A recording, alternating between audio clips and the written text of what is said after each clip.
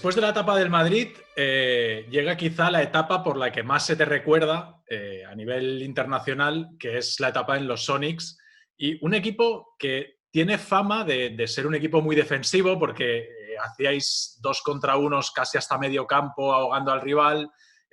Ya en aquella época hacías mucho el switch everything, cambiabais mucho a nivel defensivo, pero que no queda tanto recuerdo de que era también un gran equipo ofensivo. Ya teníais un 5 abierto como Sam Perkins, que ya lanzaba de 3, teníais aleros como Sean Kemp o como Srempf, capaces de coger un rebote y ellos subir botando el balón hasta el otro campo, o incluso un base que jugaba al poste como Gary Payton. ¿Los Sonics del 95 eran un equipo del 2020? I think a lot of what we did in Seattle is the way the game is being played today. The switching, the long athlete, the balanced player that plays both ends of the court, both offensively and defensively. No position basketball. You know, everybody kind of plays basketball. You're a center, point guard. No, just play basketball. Just be smart.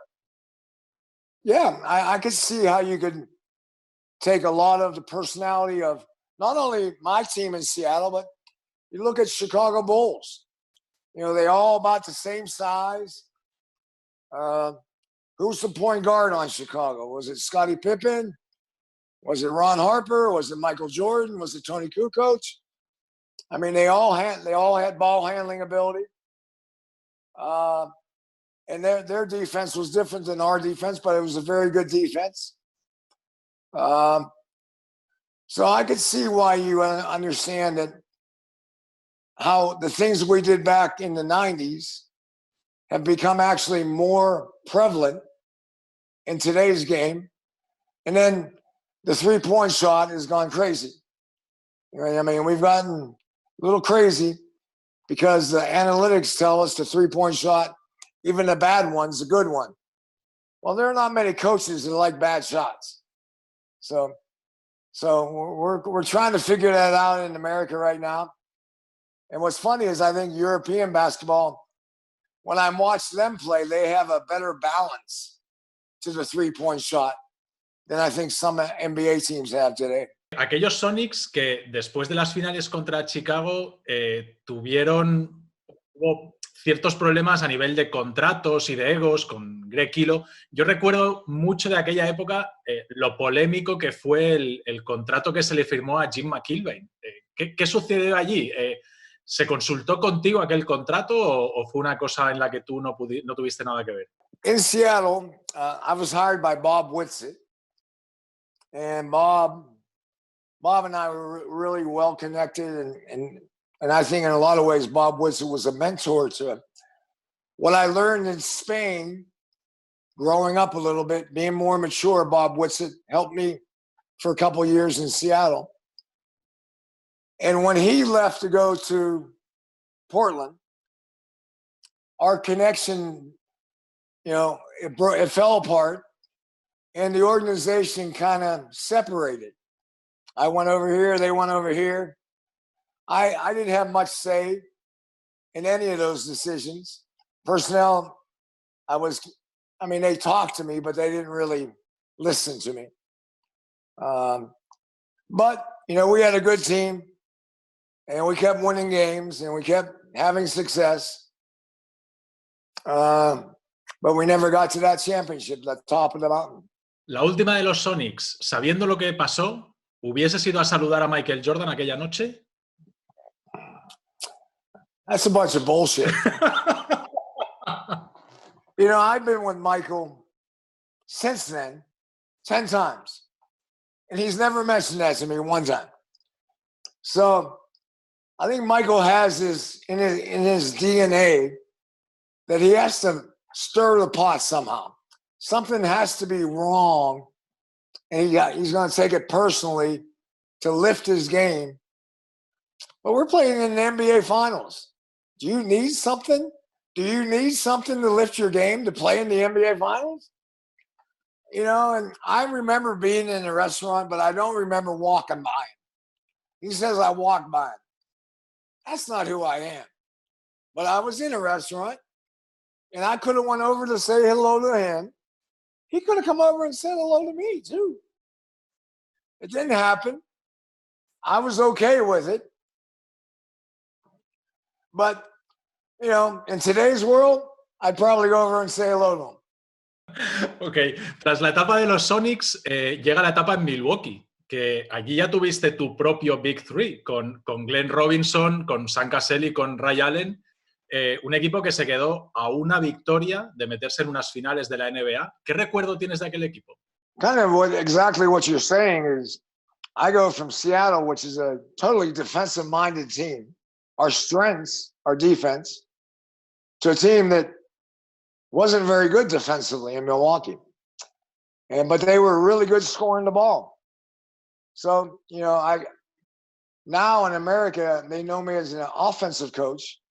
But when I was in Seattle, I was a defensive coach. So in a way, that's a compliment that I can adjust. But Milwaukee was good times. You know, I did have a lot of say with the makeup of the team. Ernie Grenfell and Senator Cole and I worked well as a group. We were one shot away from going to the NBA Finals. And then we signed Anthony Mason, and he kind of broke our chemistry up. I mean, we never got back to that level. And, you know, that's an example in my career that we thought getting more talent would make us a championship team, and more talent tore our team apart. De la etapa de Denver hay dos cosas que tengo muchísima curiosidad por saber. La primera es, llegas a Denver en 2004, un equipo con Carmelo Anthony, con Kenyon Martin, con André Miller, con Marcus Camby. ¿Qué dijiste para convertir de la noche a la mañana un equipo que estaba 17-25, 17 victorias y 25 derrotas? De repente algo cambia allí, algo hiciste, porque se convierte en un equipo bajo tu mando con 32 victorias y 8 derrotas. I don't know. I mean, you know, when I go into a situation like that, we were Jeff Pasdelic was the coach. He had a great playbook. He had a great point guard in Andre Miller. I shrunk the playbook, made it simple, tried to make it as simple as possible. And I relied upon Andre from an offensive standpoint. I let him kind of be the offensive coordinator. And we just went back to the simple parts of the game of defense, you know, no turnover basketball at the offensive end of the court, smart. You know, one of my favorite sayings in basketball is, stupid has lost 10 times more games than smart has won. So take stupid out of your game, play fundamental like San Antonio. Do you ever watch San Antonio beat themselves? They never beat themselves. You have to beat San Antonio. But I thought in Denver, we became more solid, more fundamentally sound. And we ran. We played at a faster pace. And I think the altitude in Denver, we players didn't want to come in here and play the pace that we played at. And it worked. It was a situation a little bit like Seattle, where I fit the personality of the team that we had. We had a lot of crazy, you know, we had a lot of personalities that, you know, that are really weird in a lot of ways, but we liked playing basketball too. Y unos años después, otra cosa que tengo muchísima curiosidad es cómo se consigue con Ty Lawson, Iguodala, Gallinari, Kenneth Farid y Koufos de titulares, y desde el banquillo André Miller, Corey Brewer, Wilson Chandler y Jabal McGee. Con ese equipo, 57 victorias y 25 derrotas. No son jugadores... hay grandes jugadores como Iguodala, como Gallinari, que sí que van a ser recordados, pero no es un equipo de grandes estrellas y se consiguen 57 victorias. Es un magnífico récord. I would say it's the most fun I've had coaching. I mean, it was a team that, as you said, didn't have an all-star, but we weren't afraid of anybody. And we played with a lot of heart. And after the Melo trade was the most fun I've had coaching basketball in anywhere. And we were connected. We had pride. We had a lot of intangibles that help you win basketball games. And it was sad when they broke it up. It was sad. They fired me. I thought we were maybe an all-star player away from being a championship team. And they threw it out the window for crazy reasons. You know, they threw it out the window because they thought my style doesn't win in the playoffs. Well, Golden State plays the way we played. You know, everybody's playing the way we played now. So how's that make any sense? You know, but you know, I was in Denver for 8.5 years. A lot of people get tired of coaches. A lot of, and I just thought it was the wrong time to make the move of we've been together too long, because the team was ready to be good, really good. Y nos queda la etapa de Sacramento, que, vamos, una carrera llena de jugadores de carácter difícil, extraño.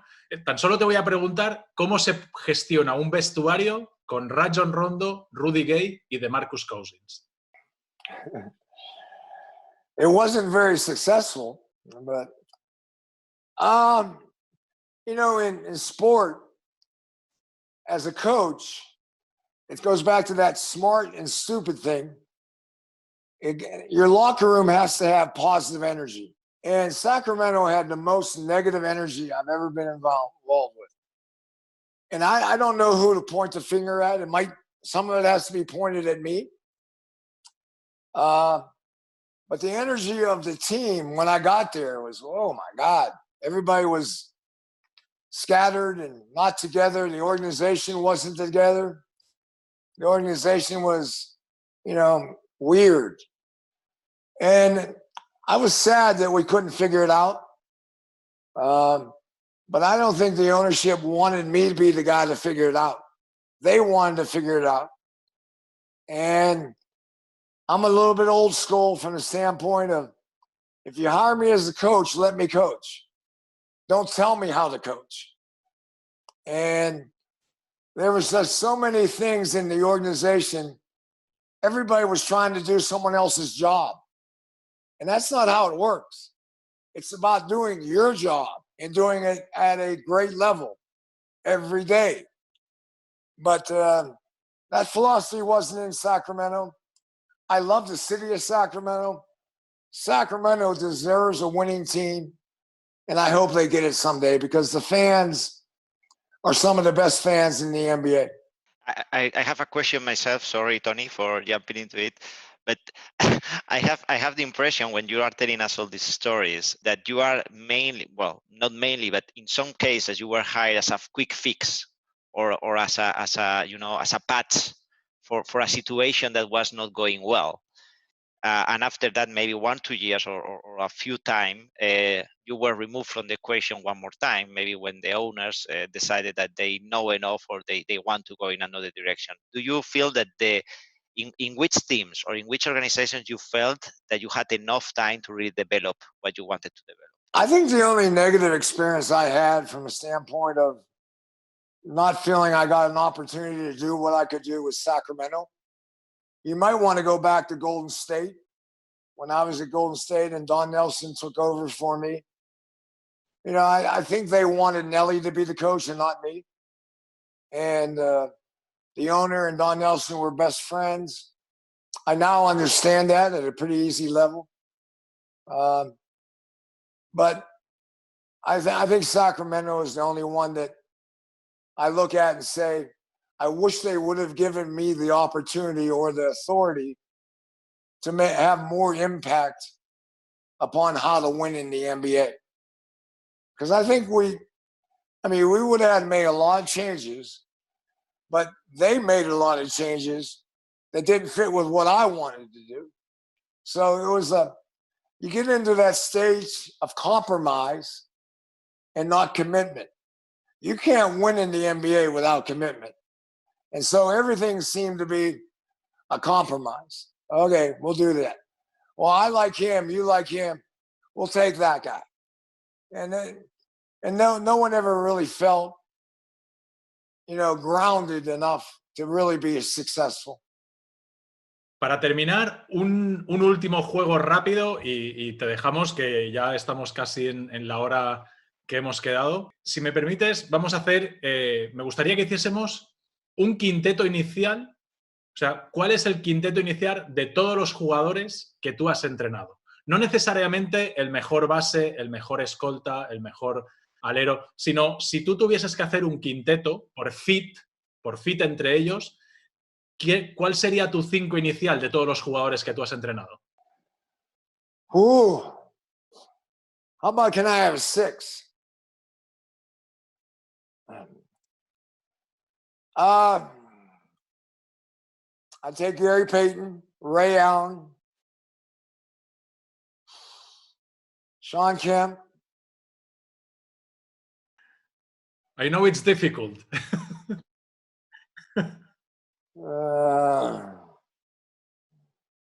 My whole thing is I would probably take Gary Payton and Carmelo probably wouldn't work. So I would have to take Detlef Schrempfer, the big dog in Milwaukee. And because Detlef can play multiple positions, I would probably take Detlef. So it'd be Sean, Detlef, Gary, Ray Allen. I'd have to have Chauncey Billups as my backup point guard. I'd do Chauncey Billups. And my center would be, I've never had a center that it'd probably be between Marcus Camby and Sam Perkins. And we probably need a little more defense, so I'll take Marcus. You can also choose another forward, and then you play, kind of Houston Rockets today with the smaller players. But that's also fine. Well, we would be small, but we wouldn't be that small. Houston is stupid small. Ok, George, pues muchísimas gracias, de verdad. Para nosotros es todo un honor haberte tenido aquí con nosotros y espero que lo hayas pasado tan bien como nosotros y de verdad un verdadero placer. Well, I love my time in Spain and as I said, it helped me grow up. And tell Real Madrid if they want me to come back and visit, I'll come back and see it. Well, George, it has been a pleasure to have you here. It has been really 1 hour of pure basketball and truth. So I hope that you have enjoyed as much as we did and hope to see you. I don't know when, maybe in the future we can do it another time, but in any case, really a pleasure. Thank you very much. Thank you all. Have a good day. Thank you, George. Bye-bye.